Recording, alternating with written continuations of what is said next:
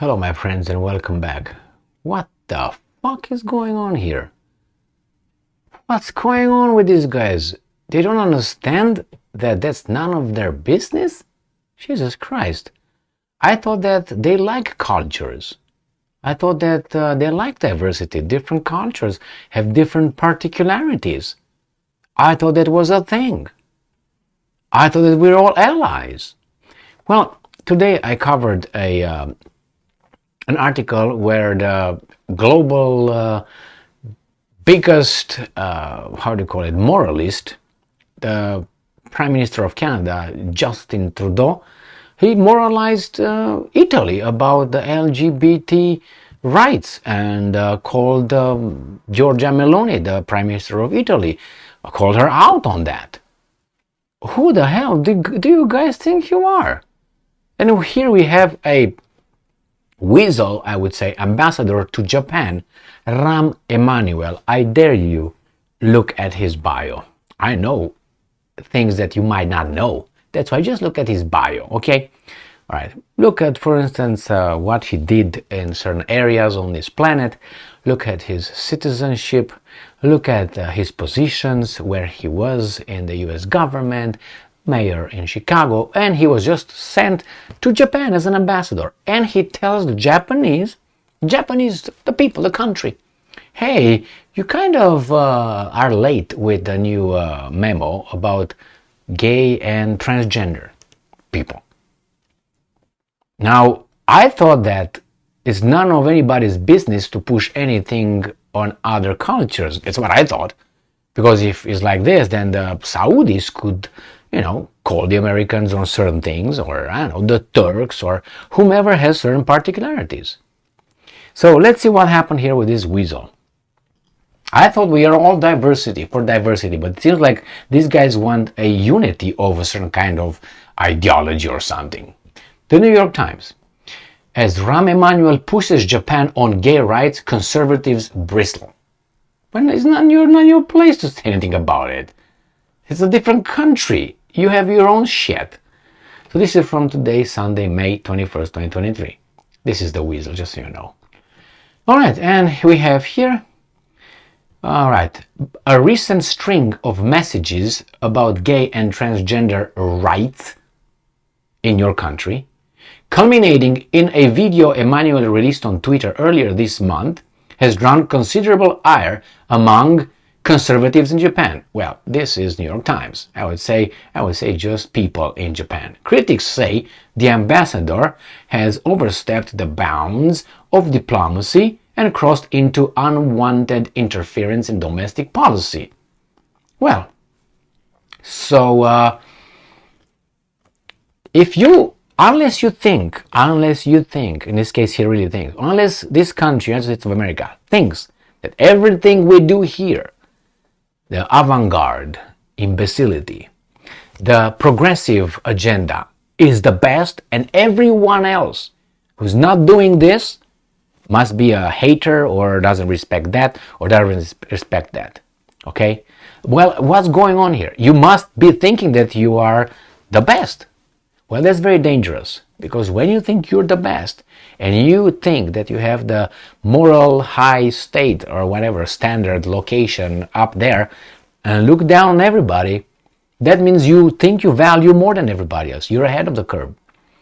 So I guarantee you that if Japan would tell the Americans, well, you should just start driving on left because blah, blah, blah, they will not do it. They say, it's none of your business.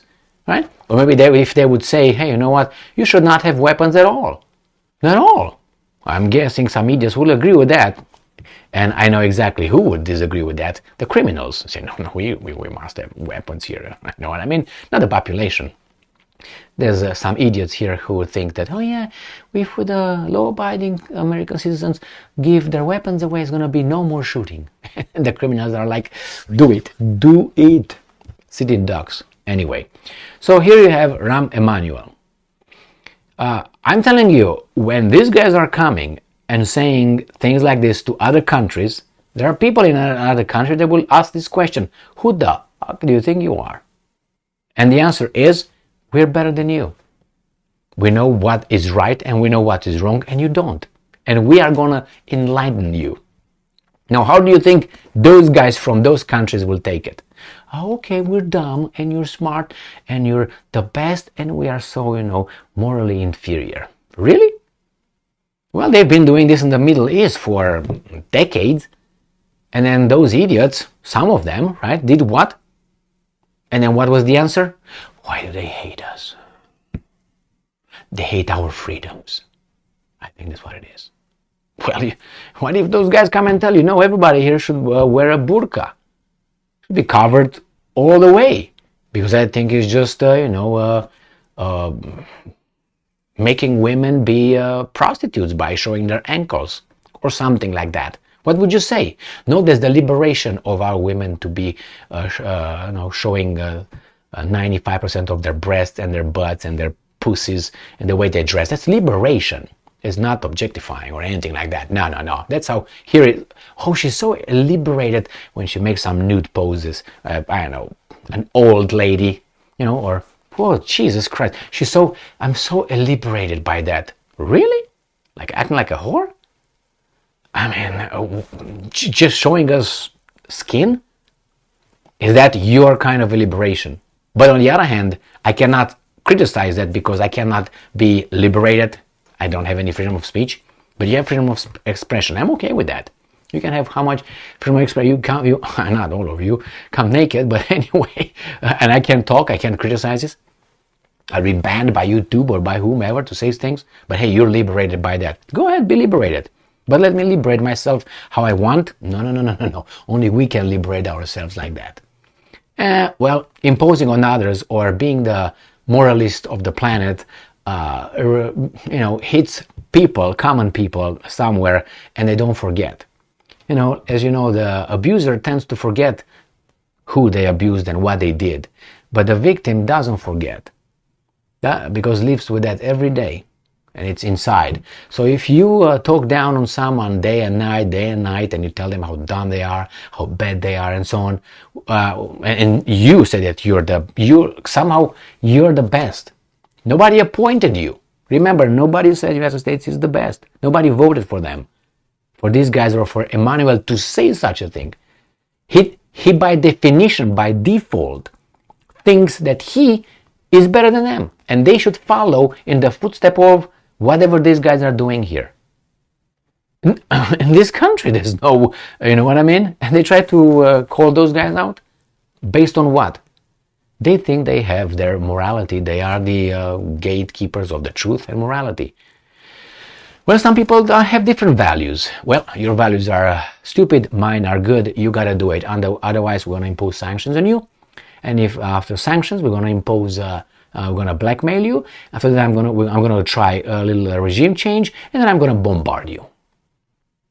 That's the blueprint. So yeah, imagine how people took that as an insult. Some people might celebrate it. Imagine that someone comes to the United States of America and says, you know what, in my country, incest is allowed. Let's say minor weddings, how to arrange underage marriages. Let's say that's allowed. Or let's say genital mutilation. I don't know if you observed, but the genital mutilation is only for female that they can't do it. But for men, it helps with the hygiene and all that. I'm talking about circumcision. And that sends you to Emanuel. Anyway, so you see, if someone will come and say, well, in Africa, we do female mutilation, which call it differently. You are not ahead of time. What are you going to say about it? Oh, that's a crime. That's unbelievable. Oh my. Or maybe let's say a country has pedophilia. I know I'm not going to go too far in this, but I'm already not. Anyway, I know I read it was in Papua New Guinea, I think it was. I studied this a long time ago, so I don't remember the exact location. But if I'm challenged, or you can probably Google it, there was I think it was Papua New Guinea. It was a book that I read. I had to read it in college for a religion, for a class on religions. Anyway, and they were talking about how a tribe had the male, they were taking under the wing a youngster, and they were trained this guy. But they also that was their culture, and I'm not kidding. I'm not saying this to say anything negative. I'm just saying they had different side. They would have intercourse with the youngsters, and they said by delivering the semen and all that's the growth energy or something like this for this youngster, and they were growing just because of the that was their culture. Now imagine that those will come here and tell us that we should do that because that's their culture. Or they would move here instead of America and will demand their culture to be respected, as others are respected with all kind of religious practices. Would these guys agree with that? And I'm not kidding. I mean, you can check that out. I know exactly the name of I know exactly when I studied that and with whom and so on. So I'm not making up, but I'm making these things up. And that's all. An adult with a child, and the child was growing because of and the semen going inside of the kid, which was growing, and then the kid was taking another. When the kid was a certain age, considered an adult in their culture, they were taking someone. This was a tribe somewhere in, I think, Papua New Guinea, that area. Okay, so and that's Emanuel telling these guys whatever. I'm not putting together that with this. I was just making it as a cultural thing. Why not the guys from that tribe, come and impose on us as we impose? Because Emanuel thinks that that's okay and that's right. What if those guys had considered that as being their rights? Well, it's about this, not about So anyway, I'm sick of these moralists going around the world and telling everybody else how to live their lives and what's good and what's bad for them and what they should do. Otherwise, there's some backward, cavemen and cave people or something.